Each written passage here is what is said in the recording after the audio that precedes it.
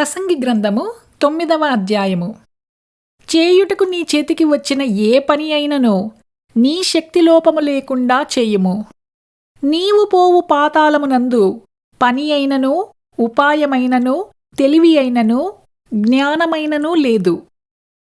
మరియు నేను ఆలోచింపగా సూర్యుని క్రింద జరుగుచున్నది నాకు తెలియబడెను.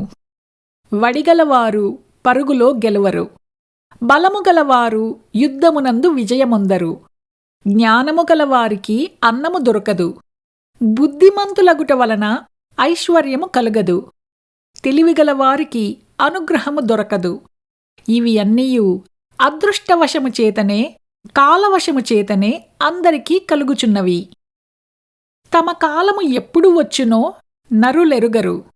చేపలు బాధకరమైన వలయందు చిక్కుపడునట్లు, పిట్టెలు వలలో పట్టబడినట్లు అశుభకాలమున హఠాత్తుగా తమకు చేటు కలుగునప్పుడు వారునూ చిక్కుపడుదురు. మరియు నేను జరుగు దీనిని చూచి ఇది జ్ఞానమని తలంచితిని. ఇది నా దృష్టికి గొప్పదిగా కనపడెను. ఏమనగా ఒక చిన్న పట్టణముండెను. దానియందు కొద్దిమంది కాపురముండిరి. దానిమీదికి గొప్ప రాజు వచ్చి దాని ముట్టడి వేసి దాని ఎదుట గొప్ప బురుజులు కట్టించెను.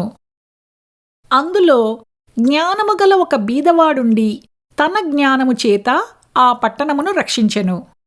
అయినను ఎవరునూ ఆ బీదవానిని జ్ఞాపకముంచుకొనలేదు. కాగా నేను ఇట్లనుకొంటిని, బలము కంటే జ్ఞానము శ్రేష్టమే కాని బీదవారి జ్ఞానము తృణీకరింపబడును. వారి మాటలు ఎవరునూ లక్ష్యము చెయ్యరు. బుద్ధిహీనులలో ఏలువాని కేకల కంటే మెల్లగా వినబడిన జ్ఞానుల మాటలు శ్రేష్టములు.